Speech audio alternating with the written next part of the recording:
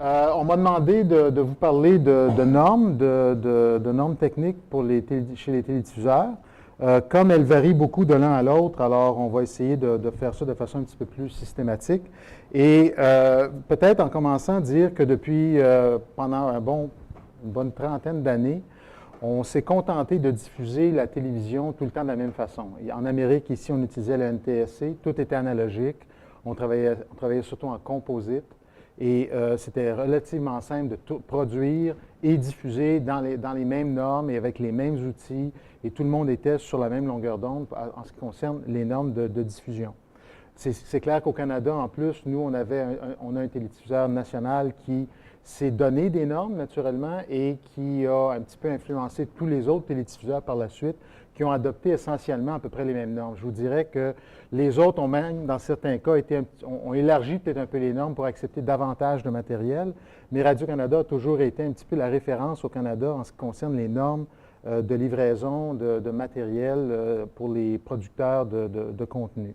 En Europe, naturellement, comme ils travaillaient sur des normes différentes, qui étaient le PAL, et la diffusion comme telle se faisait et se fait encore à bien des endroits en SECAM, mais la production se fait essentiellement maintenant en PAL. On parle de deux systèmes qui, même s'ils n'ont pas le même nombre de lignes, par exemple, et ne travaillent pas nécessairement à la même cadence, utilisent essentiellement les mêmes principes et les mêmes technologies. Alors, pour eux aussi, c'était un peu la même chose. On produisait en PAL, puis on diffusait, puis d'un pays à l'autre, il y avait un échange quand même assez facile, une interopérabilité assez simple entre le producteur et le diffuseur. Mais depuis environ 1993, les choses ont commencé à changer. Tout d'abord, l'avenue de la télévision numérique a commencé naturellement, autant en production qu'en diffusion, a influencé les façons de faire. Et on se retrouve depuis cette époque-là avec d'autres systèmes. On voit qu'on garde encore le NTSC analogique puisqu'il est encore largement utilisé. En Europe, c'est encore le PAL-SECAM. Mais le DVB, qui est la norme de diffusion numérique, autant pour le terrestre, le satellite et le câble, je dirais, dans le reste de l'univers, sauf l'Amérique du Nord et quelques pays isolés comme le Japon et attendez une minute, qui d'autre qui n'a pas DVB? C'est à peu près seul. En Amérique, l'avenue de la télévision de définition qui passe par le canal numérique s'est donné des nouvelles normes qui s'appellent maintenant le ATSC. Les Japonais ont choisi, eux autres, de diffuser dans une norme qui leur est propre, qui est le ISDD. Et les Chinois, on s'attend à voir à ce qu'ils aient eux autres aussi leur propre norme de télédiffusion. Donc, on voit que depuis environ une quinzaine d'années, les choses ont largement évolué, nous permettent de faire de plus en plus de choses, mais rendent les choses peut-être un petit peu plus confuses. C'est sûr que pour le producteur, ça complique la donne, puisque non seulement on livre à des télédiffuseurs locaux maintenant, mais on recherche de plus en plus l'accès à des réseaux ou des circuits de distribution qui sont internationaux. Alors, il faut commencer à regarder un petit peu plus. Les choix qu'on fait maintenant en production ont un impact majeur sur la qualité et sur ce qu'on va obtenir lors de la diffusion. Voilà. En ce qui concerne la production comme telle, encore une fois, pendant environ une trentaine d'années, on a produit, comme je vous disais tout à l'heure, en NTSC, ici en Amérique du Nord. C'était généralement en composite et il y avait une prise vidéo, puis il y avait peut-être une prise audio parce qu'on était en mono dans la plupart des cas. Le changement s'est produit surtout quand est venue la stéréophonie au cours des années 70, mais ça a été à peu près le seul changement. Les choses ont vraiment commencé à évoluer quand on a commencé à décomposer le signal vidéo en composantes. Même si on était analogique, déjà on avait trouvé un moyen d'améliorer la qualité du signal vidéo. Les Européens ont fait la même chose, eux autres aussi, ont découvert les mêmes principes, mais c'est au milieu des années 80, quand le numérique est arrivé pour la définition standard, que les choses ont commencé à décoller rapidement. Et là, il a commencé à y avoir beaucoup de diversification, autant dans les formats, dans les supports, dans les rubans et dans les normes que les télédiffuseurs exigeaient. Ceux qui ont un peu plus d'années vont se souvenir des formats 1 pouce, les bobines ouvertes, les rubans, qui étaient la norme de diffusion, je dirais, depuis le début des années 80 à peu près, même un peu avant, je dirais, au milieu des années 70, Le 1 pouce était devenu un petit peu la norme, puisqu'avant, il y avait le ruban quad, le 2 pouces. Mais on savait qu'un format et les normes évoluaient, mais à coup de 10-15 ans. Donc, on avait le temps de s'adapter, on avait le temps d'apprendre, d'évoluer avec les choses. Quand le numérique est arrivé, ça a éclaté. Surtout quand les fabricants se sont aperçus que développer des nouvelles technologies n'était plus nécessairement rentable dans un milieu professionnel, mais davantage dans un milieu consommateur. Donc, les Sony, Panasonic, Toshiba, on nommez-les tous, là, ont vite compris que tant qu'à développer une technologie, aussi bien la développer pour un marché consommateur qui est devenu une clientèle, parce qu'avant le milieu des années 70, la télévision, on avait un téléviseur chez nous, c'était tout. Mais avec l'arrivée du magnétoscope dans la maison, les cassettes VHS, le Betamax, le DVD et encore, la clientèle, monsieur et madame tout le monde sont devenus des clients potentiels pour ces grands manufacturiers-là. Donc, déjà au début des années 90, avec l'avenue et l'entente des 92 fabricants à l'échelle internationale sur la norme DV, par exemple, qui est devenu le mini-DV, le DV-CAM, le DVC Pro et le reste, on a donc déjà vu que les fabricants s'alignaient pour fabriquer des équipements et établir des normes qui étaient davantage dirigées aux consommateurs et non plus aux télédiffuseurs ou ce que les Français appellent les broadcasters. Alors, les derniers développements sont passés naturellement par la télévision numérique, autant la transmission que la production en haute définition. Donc, la haute définition qui est arrivée aux États-Unis en 1999 et qui achève de prendre son élan. On sait que la télévision analogique va être éteinte en février 2009. Au Canada, ça va être le 31 août 2011. Donc, il nous reste 4 ans encore à vivre avec des normes de transmission analogique. Mais pendant ce temps-là, on va vivre donc dans 2 mondes. On va vivre dans un monde de transmission et de diffusion numérique et analogique. Et ça fait juste compliquer les choses encore un petit peu plus. Alors, si on regarde les résolutions d'images avec lesquelles on est confronté, naturellement, le HD, c'est le format de l'heure. Déjà, on voit qu'il y a 2 familles. On ne se contente plus de seulement avoir une norme comme on avait autrefois en NTSC. On en a un minimum de 2. Et là, je parle au niveau de la résolution. Avant, il n'y a rien d'autre qui changeait, mais à l'intérieur de ces résolutions-là, on va voir que maintenant, on a des choix de format d'écran. On a des choix de cadence de défilement et on a des choix de balayage. On est en progressif, on est en entrelacé. Alors déjà, les choses se compliquent un peu plus. Et la télévision à définition standard s'intègre là-dedans aussi dans son mode numérique. Puis en plus, on a introduit le monde de l'informatique, le 640 par 480, qui est le format de base de l'univers informatique. Lui aussi doit s'intégrer là-dedans. Alors la norme ATSC, qui est la norme nord-américaine, et là je ne vous parle pas de l'Argentine et de la Corée du Sud, qui sont les deux autres pays qui ont présentement adopté la norme ATSC. Le reste de l'univers est dans une autre norme pour la transmission. Mais pour la production, on s'est quand même tous entendus à une échelle internationale pour utiliser les mêmes formats de résolution, du moins en haute définition. Alors, du 1080, c'est la même chose dans le reste du monde, qu'il soit en DVB ou en ATSC, c'est 1920 par 1080, puis le 720 et le 1280 par 720 pour les formats HD. Tandis que pour la définition standard, là, c'est clair qu'il va demeurer notre format qui est le 720 par 480 et le PAL va demeurer 720 par 576. Alors, je vous fais grâce d'énumérer tous les formats qu'il y a sur le tableau. En définition standard, en production, on a donc vu apparaître au cours des 20 dernières années 1, 2, 3, 4, 5, 6, 7, 8, 9, 10, 11, 12, un minimum de 12 formats numériques vidéo qui avaient tous des caractéristiques. Certains étaient relativement semblables, mais d'autres étaient quand même pas mal différents, qui utilisaient des normes, de plus en plus des normes de compression qui étaient propriétaires l'une à l'autre. Il y avait donc de moins en moins de ressemblance d'un format à l'autre. J'ai-tu perdu quelque chose? Non, il faut brancher le portable. Ah, regardons ça. OK. Moi, moi, je suis branché, tu n'as pas à t'inquiéter. J'ai bien des réserves dans la batterie. Alors, je pensais que c'était votre façon de me dire, OK, c'est assez, Villeneuve. Alors, ça, c'était pour la définition standard. Puis, si on regarde les formats en production pour la télévision haute définition, bien, les supports qui existent présentement, on oublie le D6 là, parce que c'est un format qui est un petit peu désuet, mais il en reste quand même 4 qui sont relativement bien implantés et bien en place, et ça depuis quand même quelques années. Je vous fais grâce des formats HDV.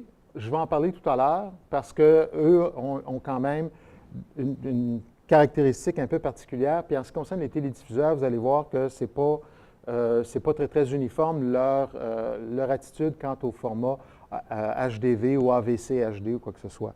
Alors, je vais pouvoir élaborer un petit peu là-dessus. Mais avant, j'aimerais quand même essayer de résoudre certaines des considérations. Oh boy! Il ne va pas si vite que ça sur mon ordinateur. Il ne balaye pas aussi vite, le mien. Ce qu'on voit ici, c'est donc la première caractéristique avec laquelle on travaille depuis déjà 40 ans, c'est l'entrelacement. La vidéo a toujours été entrelacée.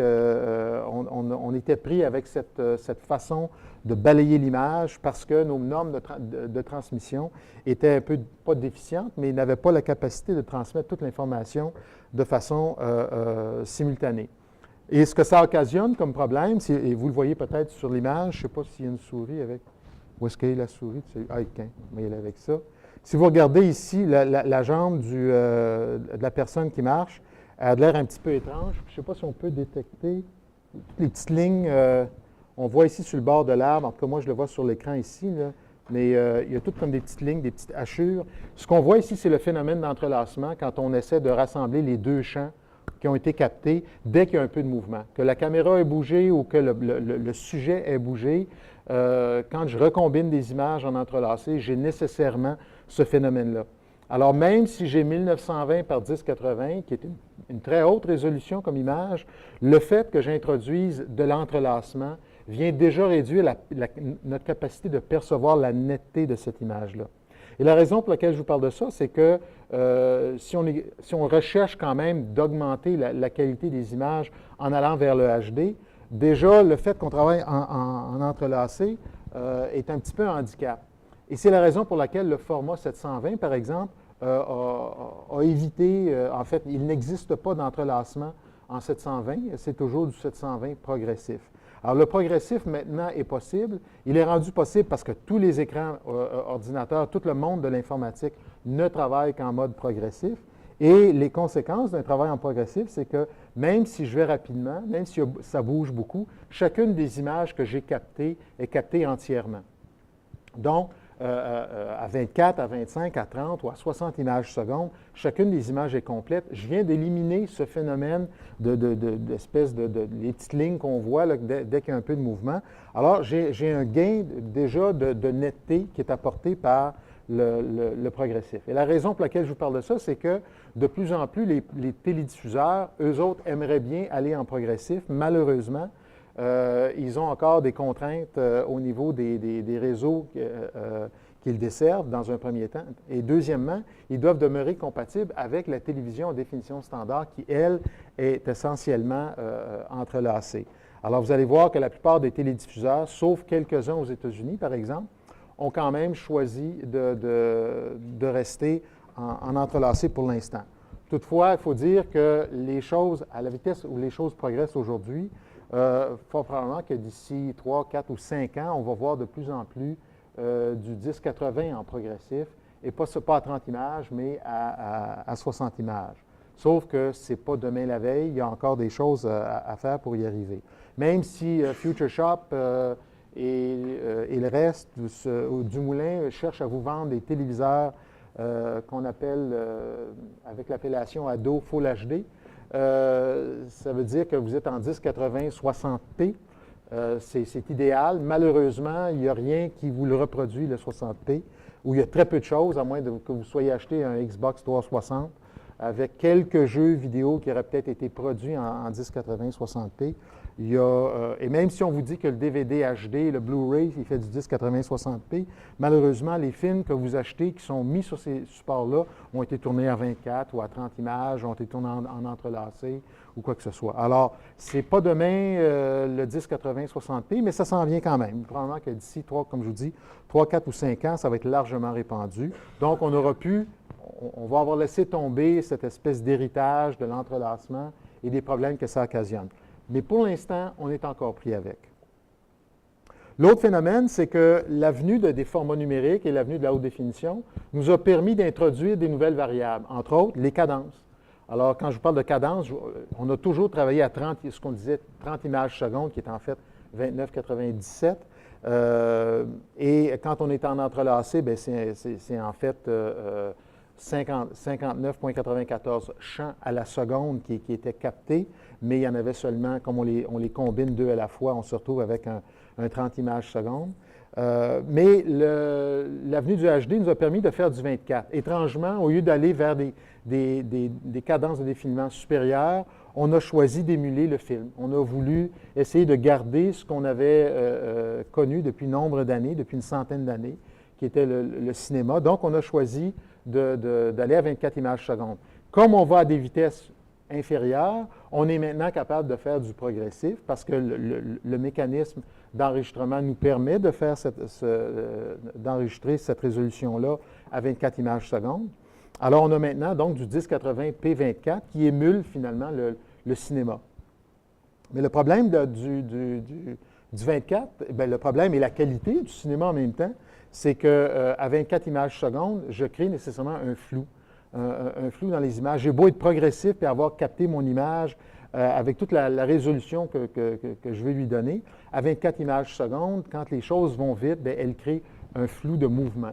Et on voit ici la différence entre du 30 images secondes et du 24p.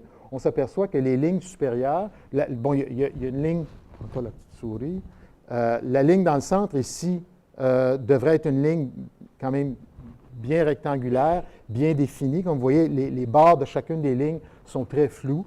Elles sont grises au lieu d'être une belle ligne rectangulaire carrée. Puis les petites lignes en haut ici sont largement rendues très, très, très floues. Ça, c'est parce que l'image tournait à une certaine vitesse. La même image tournée en entrelacé, bien là, on voit deux images. Au lieu de voir rien qu'une ligne, ici, on en voit deux. Une pour chacun des deux champs parce que c'est allé quand même assez vite. L'image tournait assez vite. Mais on voit que l'image, la ligne dans le centre qui est un peu plus large quand même que celle-ci. Cependant, quand on les fait défiler, ces images-là, on s'aperçoit qu'il n'y a pas une grosse différence entre les deux. Entre l'entrelacé et le progressif à 24, finalement, on se retrouve avec, en termes de résolution et de perception de résolution, on n'a quand même pas de perte ayant été à 24. Et le mouvement qu'on reproduit est un mouvement qui est un petit peu plus fluide et ressemble davantage à ce qu'on est habitué de voir au cinéma. Parce qu'au cinéma, on tourne à 24, mais on projette à 48. Tandis qu'ici, à 24 images secondes, bien, si je le projette à 24, vous ne serez pas capable de regarder l'image, vous avez rapidement mal à la tête parce que l'image scintillerait beaucoup trop. Alors, elle aussi, on la fait soit défiler à 48 ou à 60 images secondes en introduisant ce qu'on appelle le 2-3 pull-down. Je ne sais pas si y a un terme français pour 2-3 pull-down. Le 2-3 pull-down, c'est ça, je pense que c'est ça. Oui. Alors, rien que pour regarder les normes en 1080, par exemple, en haute définition, les normes qui sont largement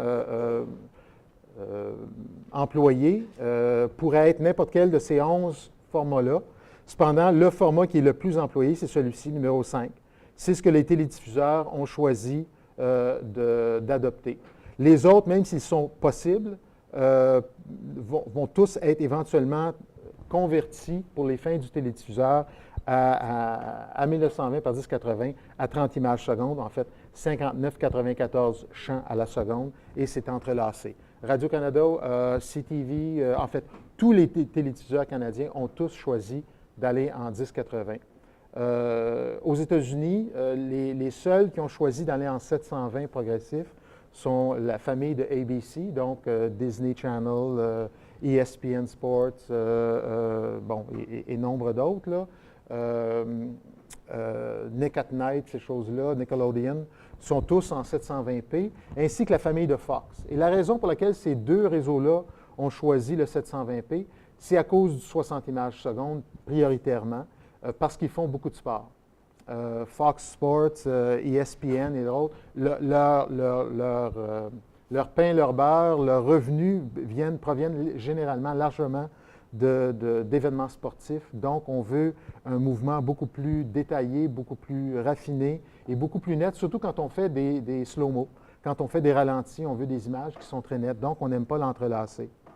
Il y a un autre phénomène aussi, c'est que toutes les stations affiliées qui doivent se mettre des émetteurs et doivent payer aussi des liens satellites pour transmettre ces émissions-là, c'est beaucoup plus économique d'aller en 720p que d'aller en 1080. Bien, c'est plus économique. Pas beaucoup plus économique, c'est plus économique. D'ailleurs, au Canada, ExpressVu travaille exclusivement en 720. Même si, par exemple, Radio-Canada remet le signal HD à ExpressVu en 1080,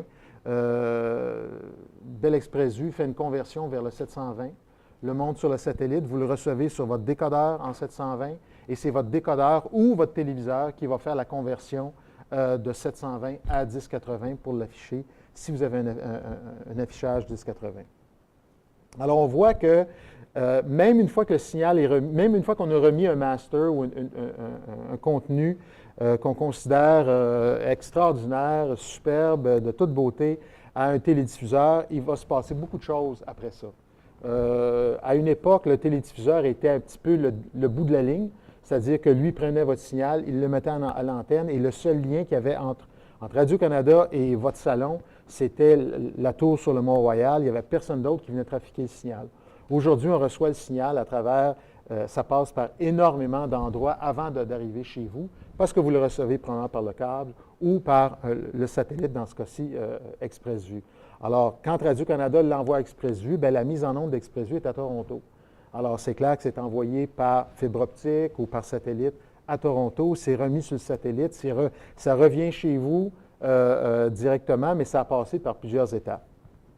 Alors, et les débits d'information, les débits numériques que vous avez mis sur votre ruban quand vous avez livré à Radio-Canada ne sont pas du tout les débits qui arrivent chez vous quand vous recevez votre signal HD ou même SD à la maison.